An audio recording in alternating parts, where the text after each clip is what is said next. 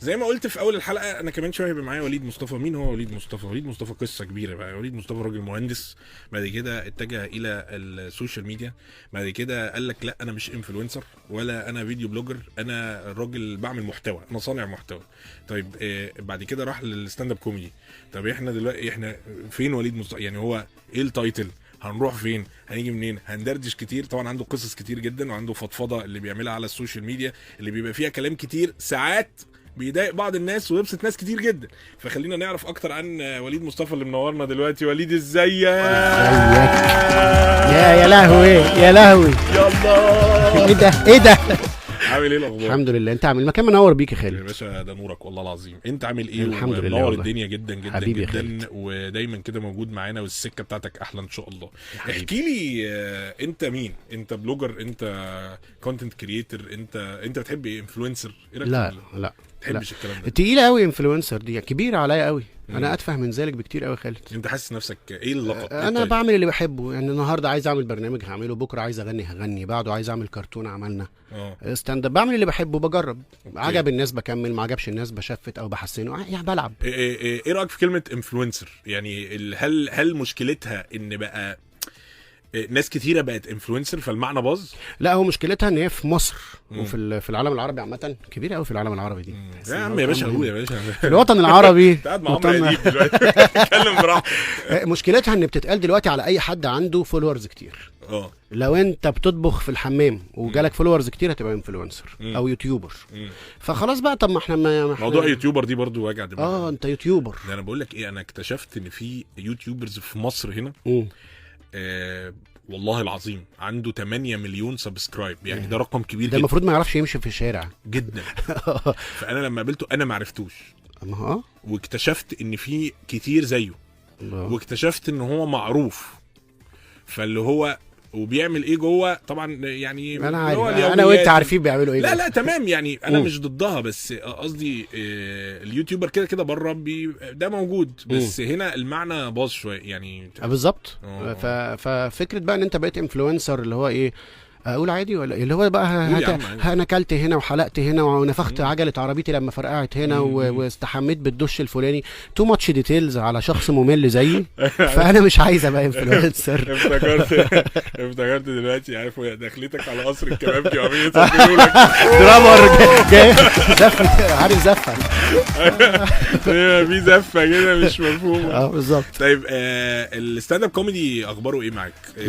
جربت كتير. حابب الموضوع؟ حبيته مؤخرا. انا ما يعني هو اكتر حاجه متعبه بصراحه بالنسبه لكل اللي انا جربت اعمله. هي اكتر حاجه بتخليك دريند كده، بتشفطك.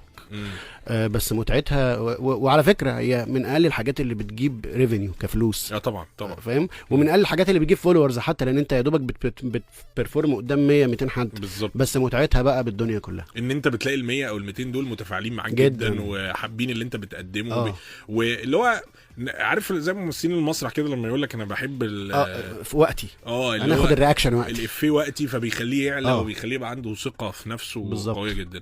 انا بحب الستاند اب كوميدي جدا، ومبسوط ان هو بدا ينتشر في مصر. ده بدا ينتشر جدا في مصر. يعني احنا بقالنا 3 سنين بعد الكورونا تقريبا بدا يبقى في حفلات كتير للستاند اب كوميدي، ومؤخرا بدا يبقى في موضوع اللي هو بيسموه الاوبن مايك. ان كل الناس بتجرب. حاجه جميله جدا. حاجه جميله جدا. انا عايز اجرب في مره والله. والله ده انت تكسر الدنيا. ما اعرفش بقى يعني. انا اعرف. انا بقول لك انت تقعدنا في البيت يعني نروح تهزر نجربها كده. طيب انت كنت مهندس وانا ما اعرفش حاليا انت لسه مهندس ولا؟ لا خلاص كده فينيتو. خدت القرار امتى؟ في الكورونا. انا مهندس مدني بحري. انا كنت معاك في الجامعه يا خالد، انت اكبر مني بدفعتين. انا عارف. فانا كنت بتطلع اليك دايما. اشتغلت مهندس 9 سنين. وبعد كده جت الكورونا. انا كنت مهندس بحري مدني متخصص في الاعمال البحريه. فطبعا بيكسب فلوس كتير على فكره في الكويت، وبياخد بالدينار، والدنيا عنده حلوه جامد. وبيحول الدينار دولار، اللي بحوله بسعر السوق السوداء كمان. وبيبيع سوق السوداء، ويعني الدنيا عنده حلوه جامد. ايام العز بقى. فجات الكورونا وقفت الكونستراكشن خالص في الدنيا يعني. وانا كنت وقتها في السوشيال ميديا كنت بقالي كتير. يعني انا مش من الناس اللي طلعت في الكورونا، انا من قبل الكورونا بسنين يعني. انا من 2018. بس كنت بتلعب يعني، كنت بتشتغل مهندس وانت بطبيعه الغربه. فكنت بتمسك الموبايل. لا بس ما كنتش بلعب بس، لا كنت بنزل يعني. كان بيجي لي شغل تصوير في مصر، انزل له بالطياره اصوره وارجع جامد يعني كنت واخدها بروفيشنال شغل. وايه اللي خلاك بقى اللي هو لا انا هسيب الهندسه ما هو تماما؟ الهندسه وقفت في الكورونا، احنا قعدنا في البيت، ما كان التباعد بس الاجتماعي. رجعت تاني. ما هي لما رجعت كنت انا جيت مصر بقى وانبسطت. بس ممكن ارجع يعني بص انا خالد مرن جدا يعني، انا لو الميديا مش جايبه همها معايا عادي خالص ارجع للهندسه تاني، ما عنديش مشاكل يعني. انا تمام، وتبقى بتعمل الحاجتين عادي. اعمل حاجه واحده حتى لو زهقت من حاجه واحده يعني عادي، ما اصل هو خلاص بقى قنوع قوي. مش قنوع، بس انا خلاص يعني عارف بقى، حاسس ان انا بعد ال 34 سنه اللي جاي مش قد اللي رايح. بعد ال 50 اللي هو خلاص عارف. شوفوا انتوا عايزين ايه يا اولاد، حطوني في الحته اللي انتوا عايزينها لو واقف. تمام. طيب احنا هندردش في حاجات كتير وهنتكلم مع وليد بقى. اي حد حابب الفيديوز بتاعت وليد واللي بيقدمه وليد، فحابب يساله في اي حاجه، يتكلم معاه، يقول لنا على شويه حاجات كده هو عارفها فاحنا نسالها له، يبعت لي كده على الاس ام اس على 1927 ده رقم الاس ام اس بتاعنا. وليد مكمل معانا ان شاء الله لحد الساعه 7، فهيقعد بقى كده ايه معانا في السكه احلى، بما انه هو راجل قنوع ومش فارق معاه فاحنا هنستغل الموقف. كاملين مع بعض السكه احلى على ميجا اف ام 92.7 الرقم الاس ام اس بتاعنا 1927. تحب تسمع اغنيه ايه؟ مخصماك. ده ان انا مش طايقه. ايه رايك في الترند بتاع مخصماك ده؟ ما برضو ده سببه انفلونسر ولا ده ايه اللي بيخلي الحاجات تبقى ترند اساسا؟ اللجان الالكترونيه. انت اضرب. انت مقتنع؟ طبعا بجد طبعا. ولا ده بتبقى يا باشا ده شغلي. عيب يعني انا لو عندي اغنيه وعايزها تتشهر او تنتشر اصرف عليها تتشهر، اصرف كتير زي الترندات اللي بتظهر وتفرقع، زي ناس كتير قوي، زي فاكر عامل النظافه اللي طلع في حته وراح من حته ده وبتاع كل ده سببه فلوس مدفوعه. طبعا ده سببه فرقعه عشان حاجه معينه في حته معينه، مش من يعني من جهات معينه، مش جهات حكوميه، من ناس. أيوة مفهوم يعني جهات خاصه بيبقى افراد معينه عايزه مثلا تضرب في براند معين طبعا. عايزه كده يروحوا مصرفين علشان زي ما بنسمع ان في فنانين بتصرف علشان خاطر توقع فنانين. على فكره اقول لك على حاجه اكسكلوسيف، قول لي بس. في رمضان في جهات معينه بعتت لي علشان نتكلم بشكل سلبي على ناس معينه. جهات دي بس عشان توضحها يعني جهات خاصه، شركات يعني شركات خاصه. شركات خاصه. ركز في اللي بتقوله يا جدع. شركات كلمتك علشان توقع شركات تانية. اللي هو مثلا انا مش عايزك تقول بس مثلا اللي هو عايزك تتكلم على المسلسل ده علشان معناه ان المسلسل ده مش حلو، او معناه ان انت لما تتكلم عنه معناه ان الناس تركز معاه. حاجات شبه كده. حلو ده. ماشي تتكلم معانا بقى وتحكي لنا بقى. معايا لسه وليد مصطفى، ومسجات بدات تجي لك معظمها انا عايز شغل في الكويت. وانا كمان صح. تو ليت والله. خلاص مش عارف اقدم لك السي في. تو ليت والله العظيم يعني خدني معاك. انت في برنامج بتاعك اللي انت عامله على السوشيال ميديا اللي هو فضفضه. انت بتتكلم على مواضيع كتير وبتقعد بقى مثلا عن المديرين وعن الجواز وعن ومؤخرا اتكلمت على الجيل اللي هو الجيل بتاعنا. ايوه اللي هو الجيل بتاعنا اللي هو يعني سيبك انت اصغر مني بسنتين صح؟ ولكن 3 ولا 4؟ انا 34. ماشي انا 37. ماشي امورك. 3 سنين. فانت اصغر مني 3 سنين. فبس في الاخر انت نفس الجيل ده. الجيل ده اللي هو بالنسبه لنفسه احنا شقيانين قوي. انت كحيانين. احنا كحيانين. وبص يعني الدنيا عندنا بجد صعبه جدا، لان انت كل ما بتيجي سيره اللي احنا الثمانينات والتسعينات بتحس. ايوه طبعا. صح. يا ولد تحس بوجع كده. وبعدين انت ظاهريا عندك حاجه و20 مش انت يعني عامه يعني بس انت من جواك 40 60 70. انت عارف انا والله اقول لك حاجه بجد يا خالد، والله كنت بفكر فيها وانا جاي دلوقتي. انت عارف وانا بيبي كانوا بينيموني على اغنيه مقام صبا. يا رب يا والدتي اللي هو عياط. ايوه تنفع المزيكا دي. ايوه ماشي. انت شايف الجيل ده ايه مشاكله اللي هو جيلنا، يعني اللي هو الجيل اللي هو النهارده عنده من اول 28 29 سنه لحد اوائل الاربعينات. هو بيتعالج. هو جيل طالع بتروما. ايه المشكله يعني؟ ليه يعني ايه التروما جايه منين؟ خالد انت اتولدت في زمن طفره تكنولوجيه. حلو ماشي. كل حاجه في حياتك اتشقلبت. ماشي. كبرت. الله ايه اللي بيحصل في وداني ده؟ بس وانا شغال لك مزيكا. كبرت في زمن الثورات العربيه والازمه الاقتصاديه. بتكون نفسك من جونيور لسينيور. لسه بقول كورونا ارجع. تعال انت راح فين؟ ارجع اقعد. يعني انت حتى بعد ما خلصت كل الحاجات والصورات والكلام ده كله، السنه اللي بقيت فيها سينيور جت الكورونا قفلت الشركه. وبعد كده دلوقتي لما جيت مثلا خلاص مرتبك ظبط الدولار عيد. هو انا اعمل ايه؟ اروح فين؟ هو انا اعمل ايه يعني؟ كان في حد اصلا عامل فيديو على كومباوند معين والله العظيم، قال لك تشتري ايه ب 17 مليون جنيه؟ عارف اللي هو تشتري ايه؟ عارف لما كان يقول لك زمان تشتري شقه ازاي ب 100,000 جنيه؟ تشتري ايه؟ اشتريني. فاللي هو يعني ايه تشتري ايه ب 17 يعني 17 مليون جنيه ده اللي هو رقم كبير، فهو واضح ان 17 مليون جنيه ده اللي هو قليل على المكان، فانت ازاي بقى تبقى ناصح وتشتري حته حلوه عشان ما يضحكش عليك، عشان ما يضحكش عليك. فيا جماعه لا يعني واحده واحده. انت قلت لي جمله حلوه قوي، قلت لي انا اتكلمت على الجيل، سميته جيل الميلينيالز. الايه؟ الميلينيالز هو اسمنا كده في العيب. بص الجيل اللي قبلك اسمه جينيريشن اكس، اوكي، واللي بعدك اسمه جينيريشن زي او جين زي. جين زي دي الطبيعي ان انت تبقى اسمك واي اكس واي زد. لا انت ميلينيال حبيبي، اللي انت في النص، مش انت ميلينيال مالكش اسم، انت اللي ما تتسمى. والله بس عارف اصل انا سمعتها الميلينيوم، فاكر الميلينيوم بتاع اللي هو الويندوز. ما هو ايوه، ما هي الالفيه. ف2000 ايوه هي دي. انت متسمي بحقبه زمنيه زي الديناصورات كده، انت كده جيل الالفيه.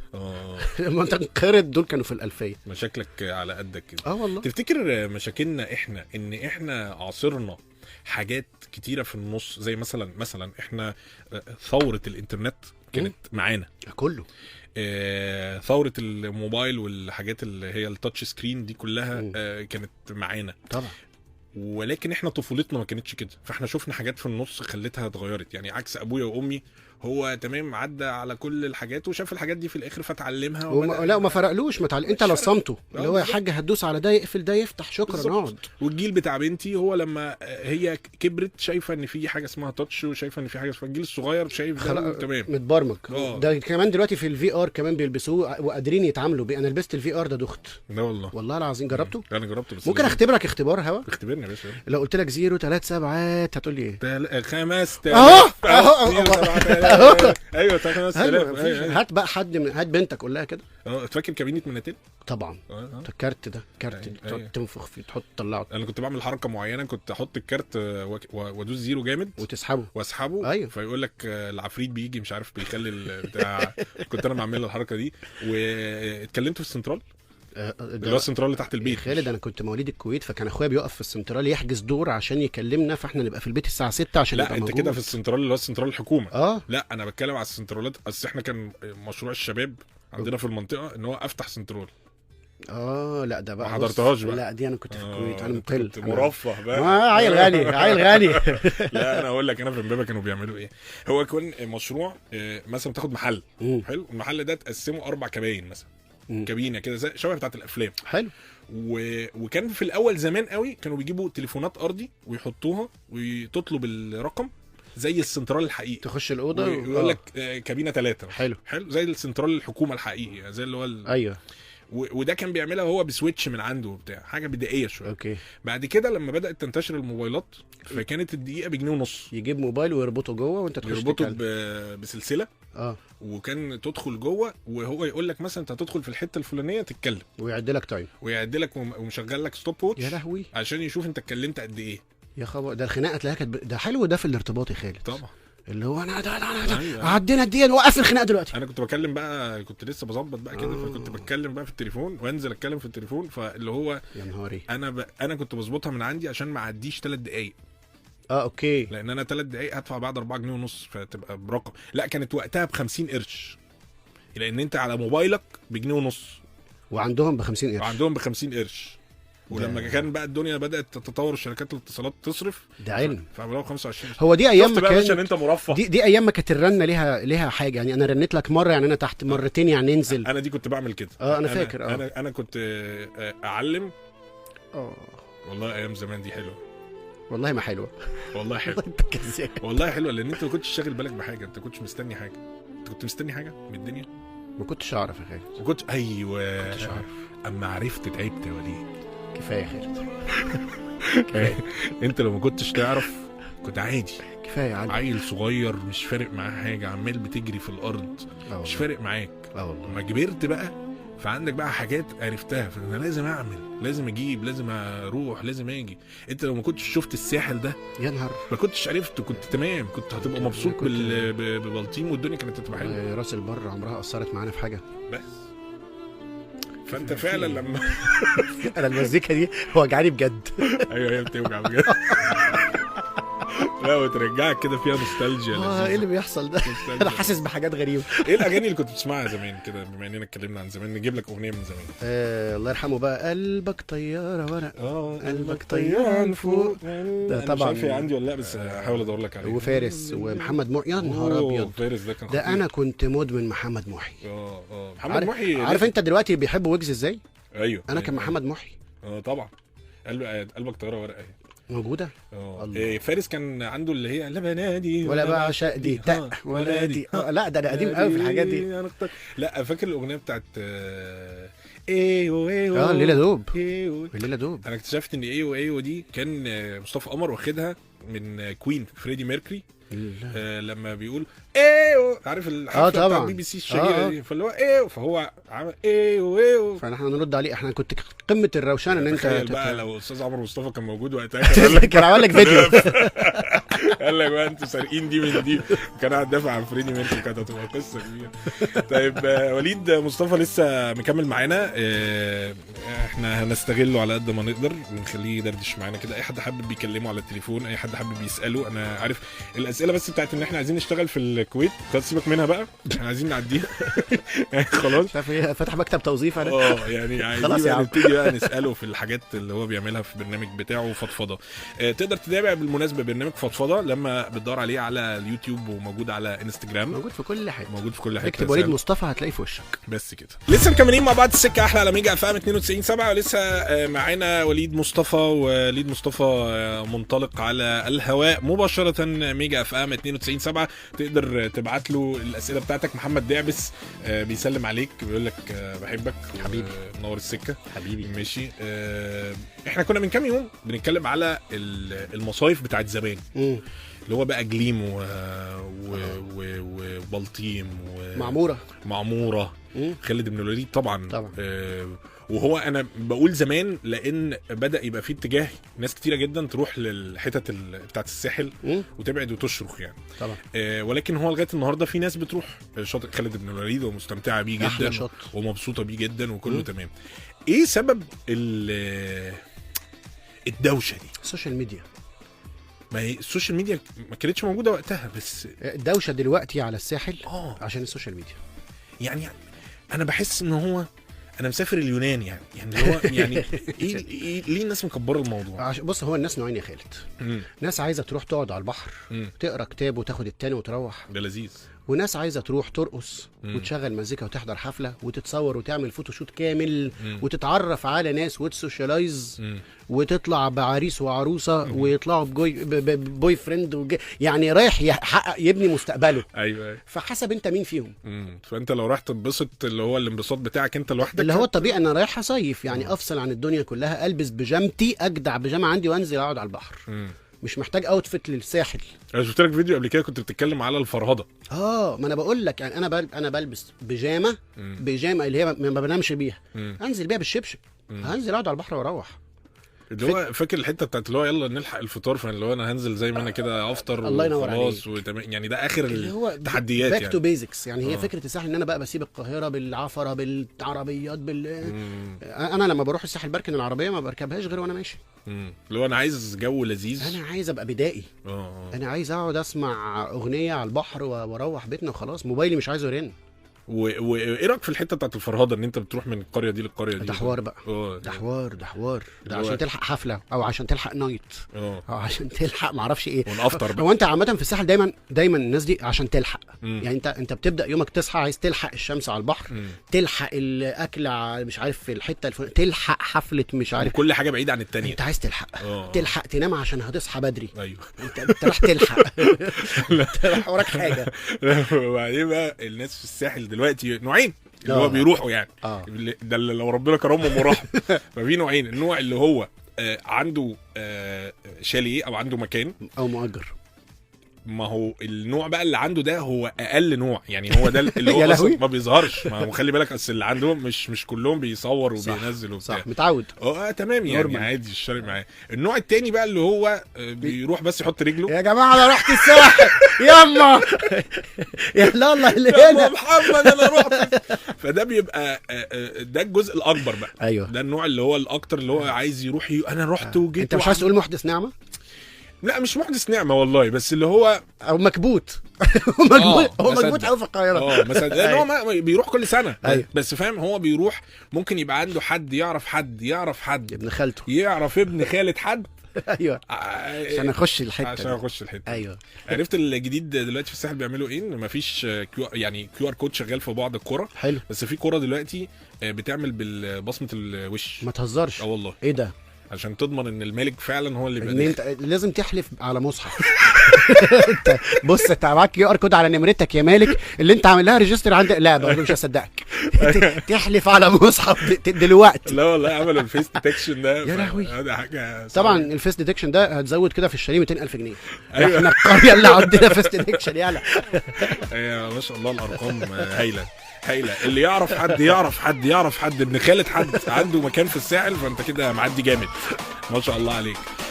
مكملين لسه مع بعض السكه احلى على ميجا فام 92.7. منورنا وليد مصطفى على ميجا فام. لسه مكملين السكه احلى على ميجا فام 92.7. رقم الاس ام اس بتاعنا هو 1927. تقدر تبعت لي على الاس ام اس نكلمك على التليفون. نورني وليد مصطفى هنا في ميجا فام 92.7. شايف الكوميديا اللي بتتقدم دلوقتي في السينما وفي التلفزيون شايفها ازاي؟ حلو قوي. مبسوط شفت افلام ايه في السينما؟ شفت افلام ايه؟ ما شفتش يعني شفت بيت الروبي كنت لسه فيه اول امبارح. بيتكلم على السوشيال ميديا برضو. بيتكلم على السوشيال ميديا وبيخبط فينا جامد. بيخبط. انا ما شفتش ده الوحيد تقريبا اللي ما شفتوش. وما شفتش تاج، ما شفتش فيلم ولا انا لسه. دي حاجه مضايقاني قوي. يعني هو هيعجبك، خد بنتك وانت رايح. يا تتبسط. هي هتتبسط. وانا مش هتبسط. انا قلت هي هتتبسط ما قلتش حاجه. انا مهم انا كمان اتبسط. تتبسط عشان هي مبسوطه. دي حاجه حلوه. ايه رايك اصلا في فكره ان احنا نعمل سوبر هيرو كوميدي وكده؟ والله حلوه يعني. انا اي حاجه اللي هو اول واحد يعملها بعد الرجل العناب. مفيش سوبر هيرو هيبقى احسن من الرجل العناب. كان جامد. مش هيجي احسن منه. فتمام يعني كويس. انا رحت مستر اكس ورحت البعبع. اوكي عجبني جدا. عجبك البعبع؟ عجبني جدا. وانا بحب ياسمين صبري طبعا. مين ما حبهاش؟ يعني بحس ان هي طبيعيه كده، وحتى لو يعني هي مش بتمثل، يعني هي ده الشخصيه. هي احنا عارفين زيها ناس كتير. فاهم بالظبط. وبعدين هي على فكره دورها في الفيلم هي شبه منى زكي في فيلم ابو علي. ايوه صح بالزبط. اصلا انا رحت الفيلم ده، رحت العرض الخاص، انا افتكرت. صح تصدق. فاهم هي بالظبط. هو نفس الاداء بالظبط. ايوه. واللي هو البنت المدهوله اللي مش عارف اعمل ايه، انا هعمل ايه حضرتك، انا مش عارف ايه حضرتك. ده صح قوي خالد. ده الشطاره دي. فانبسطت جدا والله. يعني انا اتبسطت بالفيلم بتاع البعبع واتبسطت بمستر اكس. اوكي. فحاسس ان احنا الكوميديا احنا يعني في رمضان اللي فات مثلا ايه ضحكك؟ الصفاره. بس الصفاره ما كانش بيصنف كوميدي، يعني الصفاره لايت ولا هو اللي كاتبينه طقم سوشيال ميديا. يعني الورشه بتاعته بيكتبوا سوشيال ميديا، فيمكن عشان انا بحب السوشيال ميديا. يعني كوميديا السوشيال ميديا عجبني. بس احمد امين هو الاستاذ. خطير. لا كان في الحته اللي هي بتاعت في اللذيذ منه. نروح في كل حاجه كيلو باميه شفت شرحها ازاي. لا أيوة مش حل. هو كمان استخدم فعلا افيهات ليها علاقه بالسوشيال ميديا. هم اللي كاتبينها شباب السوشيال ميديا. طيب نروح لحته انت برضو اتكلمت عنها كتير، العلاقه ما بين الراجل والست. العلاقه ما بين الراجل والست دايما قط وفار وقصص. وانا لسه كنت بتكلم على اول سنه جواز. اللي هو تطبع ازاي، يعني اللي هو انا لا اعرفك ولا تعرفيني ولسه اتقفل علينا باب واحد، فانا عايز اوطي التكييف وانت عايزه تعلي التكييف، او العكس. اللي هو انا هنتغدى عند مين اول يوم رمضان، او هنفطر عند مين اول يوم رمضان. فدي خناقات. انت بتشوف العلاقه دي اللي هي القط والفار دي اخرها ايه؟ يعني ايه اللي يعني ازاي نتعود وازاي تمشي وازاي نوصل للهرشه السبعه؟ بص انا ما اعرفش، ما اتجوزتش، بس انا حاسس ان اي علاقه في الدنيا بتمشي ان انت لازم يبقى عندك كميه من الطناش كبيره. مش الصبر بقى والتحمل والتضحيه والكلام الكبير ده. كبر دماغك. لا انت لازم تتعلم تطنش. عارف انا اتعلمت الموضوع ده في ايه؟ في السواقه. انا اول ما نزلت مصر بقى لي 3 سنين في مصر. فالسواقه في مصر انت عارف غير بره.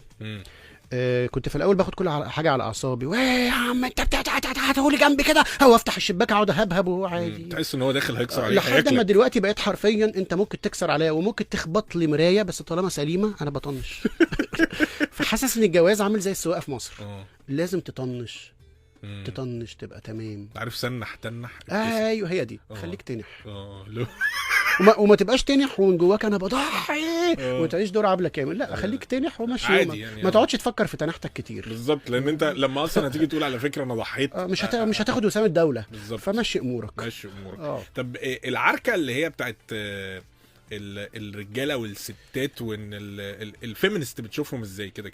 بشوفهم يعني بتشوف حاجه اسمها في فعلا حاجه تستحق ان احنا يبقى عندنا فيمينست كلام براحتك يا عم، يا عم كلام براحتك. بص هو في مرأة في ستات كتير مش واخدين حقوقهم، في رجاله كتير مش واخدين حقوقهم، بس الست بتتكلم بصوت اعلى فهي مسموعه اكتر. الراجل بيبقى قاعد ساكت غلبان على جنب، يوم ما بيزعق لها بينهم وبين بعض. فالفيمينست بيبقوا باينين قوي وواضحين قوي، والرجاله ما بتبقاش واضحه قوي. فانا شايف ان الراجل مظلوم زيه زي الانثى. شكرا. بس هو ما بيقولش او مش واخد فرصته ان هو يقول. ولو قلنا ان نسبه الستات للرجاله في مصر 70-30، فالستات بيظلموا اكتر لان هم اكتر. انا اسف، انا بص انا هتشتم. لا دي نظريه منطقيه، صح، نظريه منطقيه. انت عارف ان الراجل مهما اتشتم ما بيردش. يعني مهما قلت اصل الراجل ده ظالم عادي، لكن اول ما تقول دي الست دي مفتريه تعالى حل عليه فلان. ايوه ازاي تقول كده؟ فاللي هو لا عادي، بني ادم وبيغلط يعني، بشر. ايه المشكله؟ ما فيهاش مشكله. وبعدين انت لو في بيتك مثلا اخواتك ما بيرخموش عليك، ما تطلبيش منه يرخم عليك، لكن انت يعني عادي، بص ماشي امورك. طب انت لو عندك فرصه ان انت تبقى رئيس مثلا جمعيه ليها علاقه بحقوق الراجل، ايوه، ممكن تعمل حاجه زي كده؟ لا مستحيل. لا مستحيل. علشان انت ما عندكش المواصفات بتاعت لا مش عشان كده، عشان انا مش فارق لي. يعني انا عادي لو كل الرجاله اتظلمت وانا الوحيد اللي ما اتظلمتش انا سعيد. مش هشيل هم الناس، ماليش دعوه بحد يعني. مش هشيل همك يعني، كله بعض، انا ماليش دعوه. المهم انا متعشي. طيب ايه الخطط اللي مرحلها في حياتك، متاخرها دايما؟ الخطط اللي مأخرها في حياتي تحس اللي هو لا انا بنفذ يا خالد والله على طول لما بتدوم على حاجه على طول تيجي في بالي حاجه. اصلا انا من الناس اللي لو ما عملتهاش دلوقتي مش هعملها. يعني لازم تبقى حالا. انا عز الانتخه، فلو ما قمتش دلوقتي حالا عملتها مش هعملها. ما بتفكرتش تزرع شعرك؟ والله جالي اوفرات كتير، بس انا مديله 2 سنين عشان يقع خالص. ما انا مش هزرع ويقع تاني. خلي بالك لما بيقع خالص دي بتبقى اصعب. مش يمكن يبقى شكلي حلو وانا اقرع. انت عارف ان انا جالي ميل امبارح من مستشفى في تركيا؟ انا كمان. ايه ده والله دول هم لقونا عند وطلبوا منك تصور صورتك من فوق وتحت ويمين وشمال. ايوه قالوا لي. انا خفت بصراحه. قال لي عاملين عليك عرض ان انت نعمل لك رحله وبتاع فندقيه ده بيلفوا علينا ولا ايه؟ ايوه بس لحد ما قال لي صور لي فوق تحت يمين شمال خفت. لا صورت له حاجه.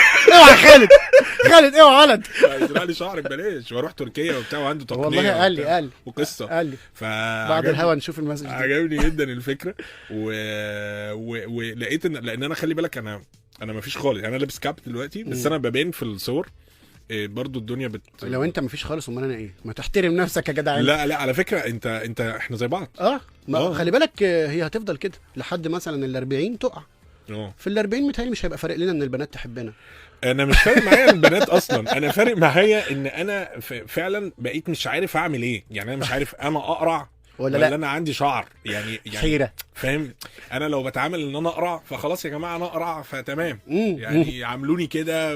طيب يعني لسه مكملين مع وليد مصطفى على ميجا اف ام 92.7. تقدر تبعت له، تقدر تساله. في حد هنا رقم اخره آية بتقول لك وليد انت حقيقي، ودي احلى حاجه في ظل السوشيال ميديا. ان هي حاسه ان في ناس كتيره فيك. تشوف ناس كتيره فيك على السوشيال ميديا طبعا. انت عشان بتقابل كمان ناس، معظم الناس اللي هم بيظهروا على السوشيال ميديا يعني كمسميات كلنا، حتى بما فيهم انا اكيد ما بطلعش كل الجوانب الوحشه اللي فيا. اكل العيش بيعوز كده. ايه رايك في الستايل بتاع احمد حسن وزينب وفاء وحمدي ووفاء ده بقى؟ بص انا عندي مرض ان انا بحب اجلد ذاتي واتفرج على الفيديوهات دي. انا بتفرج على اي حاجه تضايقني يا خالد. تضايقك ليه؟ يعني هم كرنجي قوي، بس هم بيعملوا اليوميات بتاعتهم الحلوه انا مش مهتم بيومهم.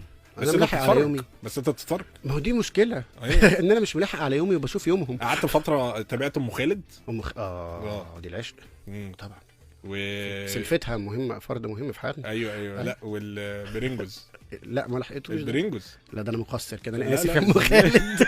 انا اسف يا ام خالد. ام خالد يعني بتقول البرينجوز غلط وعرفت ان هو وهي تمام، هي على طول بقى بتقول احنا هات البرينجوز يا خالد. ده انت خالد. انت الموضوع تعبك انت شخصيا. انا خالد بقى. حابب الفكره. بتضيع وقتك بالليل على تيك توك وكده ولا؟ جدا. تقعد تتفرج على فيديوهات مش مفيده خالص، بس تقعد بتفرج على مزارع البط. مزارع السمك، عمرك شفت مزارع سمك؟ لا انا شفت اللي هم بيصطادوا سمك. لا انا شفت مزارع سمك. مزارع سمك دي ايه بقى؟ ما اعرفش يعني ايه، عباره عن ايه؟ ما اعرفش. حوض سمك اللي هو حوض سمك وبيحط فيه سمك صغير مع زرع كده وبتاع، صح؟ والله ما اعرف، بقعد اتفرج عليه وخلاص. انا شفت مره فيديو لتنظيف سجاده خد من وقتي 13 دقيقه. انا بس انت عارف ان دي حاجات بتهدي الاعصاب. ما هديتش، انا اتعصبت من نفسي ومن الباقه اللي خلصت، وبقيت ابص لسجادتي انت مش نضيفه ليه. لا انا الموضوع خدني في سكه. لا اصل انا قعدت فتره بيظهر لي فيديوهات اللي هم بيصطادوا سمك قراميط كده بالمنتوس والصودا. لما تروح عامله تعمل اللي يحط النعناع يحط عليه صودا فيروح. هو انا وانت مرضى بنفس المرض ده عشان احنا خريجين هندسه. الموضوع له علاقه بالباك جراوند، فبيجي لك الحاجات معينه كده معقده جدا. تحس ان انا مش بتشوف المهندس ازاي؟ ما بشوفوش ولا اهله بيشوفوه ولا مراته بتشوفه واقف في الصبه. غلبان المهندس لحد فين؟ لا لحد فين ايه؟ ده اغلب خلق الله. اشمعنى بقى؟ انا اشتغلت مهندس 9 سنين، منهم اخر 5 متخصص في الاعمال البحريه. اكتر مهندس او اكتر تخصص للهندسه صعب؟ مدني بيصب حاجه اسمها خرسانه. مش هوضح اكتر من كده. فالدنيا عنده صعبه جدا وحر جداً. وشمس وعارف الصبه دي تجي لك في اهم يوم في الاسبوع. يوم عيد ميلاد ابنك، يوم عيا مراتك، يوم عيد يعني هي بتستنى النجار يتاخر، الحداد يتاخر. يا باشمهندس انت عندك يوم مهم بكره. لا ده احنا صبه حجزنا. تعال تجيش ليه؟ فبتبقى طبعا صعبه جدا. طب قاتل. المهندس بيعرف يتعامل مع كل حاجه في الحياه بعد كده، يعني هو طالما قدر يعني يدرس السنين دي من العمر وياخد وقت وكده، فبيقدر يتعامل مع كل حاجه بعد كده. لا هو بص يا خالد، هو دي نظريه خاطئه. يعني انا برضه ابويا بيكلمني مثلا تعالى صلح السخان. لا هو ما بيعرفش يتعامل، هو مش بيبقى فارق له. يعني المهندس ممكن يبقى سخان بيته بايظ فيستحمى بميه ساقعه. فده التعامل بتاعه بالزبط. اهله فاكرينه متعامل انه بيصلح. هو بيطنش، هو مش قادر. وبعدين ساعات بيبقى دورك بيتم اختزاله في ان انت يعني وليد خلاص هيغير لنا الانبوب. يعني لان هو راجل مهندس. هو لا انا يعني انت عارف انا ما اعرفش، انا اعرف حاجات تانية لكن ما اعرفش. انت عارف بابا بيلومني عشان ما صلحتش التليفون الارضي بتاعنا. اوكي اللي هو لا انت ازاي يعني بابا احنا عندنا تليفون ارضي ليه اصلا؟ ليه؟ احنا لسه مكملين مع بعض، معانا وليد مصطفى على ميجا FM 92.7. الشوية الصغيرين اللي جايين تقدر بقى نجمع كل الاسئله ونجمع كل الحاجات اللي احنا عايزين نسالها له ونسالها له. لسه مكملين مع بعض السكه احلى على ميجا FM 92.7. لسه معانا وليد مصطفى، ووليد مصطفى كنا بنتكلم على الجواز واول سنه جواز وايه اللي بيحصل والكلام ده كله. انا عندي شويه اسئله تانية، انا بحاول اخد منك شويه حاجات لذيذه. انت اتكلمت عن جين زي من شويه، بتشوف جين زي ازاي؟ بشوفهم هيشقوا قوي، مش فاهمين. لا بالعكس، ده فاهمين اكتر مننا دلوقتي. لا مش فاهمين ايه اللي هيقابلهم قدام. يعني انا متهيألي هم خلاص، يعني جين زي دلوقتي بقى زمن الستارت ابس، مش زمن الوظائف وكليات القمه. يعني احنا برضو ثانويه عامه، ودي برضو الثانويه عامه برضو. احنا كنا لازم تخش هندسه صيدله طب ايه ولا انت هتقع زي ابن خالتك وتخش تجاره. لا دلوقتي بالعكس، خش الكليه اللي تشغلك جوكر، تشغلك اي حاجه في اي حته وستارت ابس بقى، وكلهم CEO بسم الله ما شاء الله بيتخرجوا كلهم فاوندرز. لا وبعدين بيتكلموا انجليزي كتير قوي. ده كده قوي يعني. وبيقولوا ده كده اللي انا قلتها دي. ده كده اللي هو يعني يا جماعه لا ده لغه كتير يعني تو ماتش. انا حاسس ان مركز ثقافي رمات اعلى ايه ده. وبعدين في ستايل كده معين بيحسسك اللي هو انت هلا قليل قوي يلا، اللي هو لما بتتكلم معاك انت قديم. انت قديم قوي يلا. عارف انت لما كنا احنا زمان نتكلم مع حد فنحس ان هو قافل الزرار بتاع اللي فوق ده. انت عارف انا ممكن والله في حاجه فكرت في، عارف برنامج ثريدز اللي اتعمل جديد؟ طبعا. انت عارف شفت الهوجه اللي كلنا داخلين نكتب احنا مش فاهمين حاجه. تخيل بقى ان دي كانت حياتنا كلنا في كل حاجه، في الام بي 3 اللي طلع، في الدي في دي اللي طلع، في الجي بي اس اللي طلع. يعني انا بس عايز الناس تقدر ان اللي جرالك في ثريدز ده حصل لنا في كل حاجه حرفيا، بجد مفيش اي حاجه، مفيش اي حاجه في كل حاجه. انا التليفون ده اول ما التليفون ده ظهر اللي هو كان ال3 تقريبا او ال2 او حاجه زي كده، انا ده اول حاجه جبتها يعني. ده انت كده كنت غني. يعني انا كنت غني يعني اللي هو بقى انا كنت صراحه كنت بشتغل وجالي فلوس وحد كان جايب لي زي خصم على التليفون. يا لهوي على الشقه. قصه كده، ورحت جبته من عند النايل سيتي يعني كانت قصه يعني يا خالد. ورحت جبته من شركه موبايل معينه فالمهم انا روحت بيه البيت، فتحته من العلبه. انا فكره ان انا بدوس بصباعي ده على حاجه تدخل عليه، مفيش سنترال مفيش راجل هقول له حول. دي قصه. لا دي قصه. طبعا دي قصه يعني. لا دي. وبعدين زمان التليفون الايفون كان التاتش بتاعه مش عارف انت حضرته من اول ايه، بس كان صعب يعني، كان لازم تدوس. كان لازم تدوس قوي. ولو حطيت سكرينه باظ. لا مفيش، ما كانش في زمان سكرينه. ايوه حضرته والله يا خالد. فاهم؟ فالدوسه دي كانت صعبه، كانت مجهود عضلي. ففعلا انا كنت وقتها بكتشف.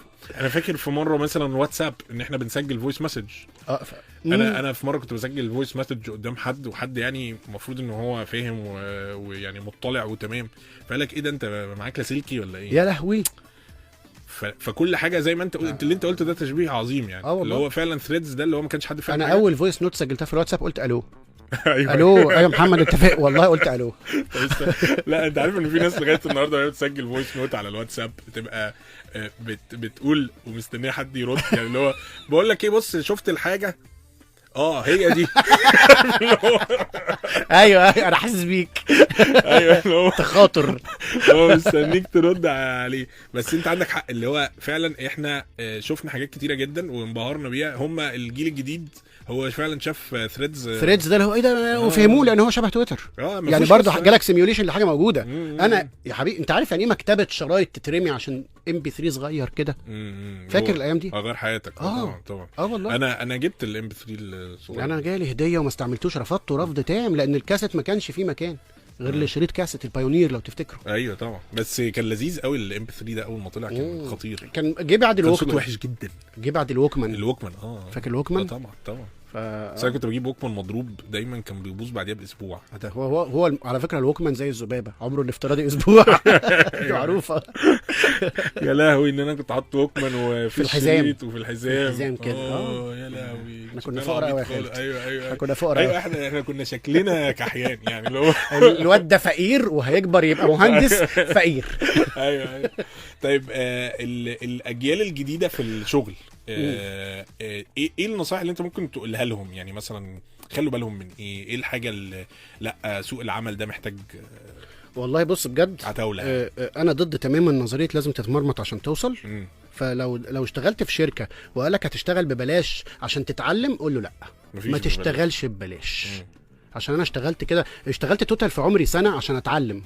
فاكتشفت ان مديري ما كانش يعرف يعمل الحاجه دي اصلا، لان هو ما كانش عنده النوليدج اللي عندي بتاعت الاكسل والكلام ده. فما تشتغلش ببلاش.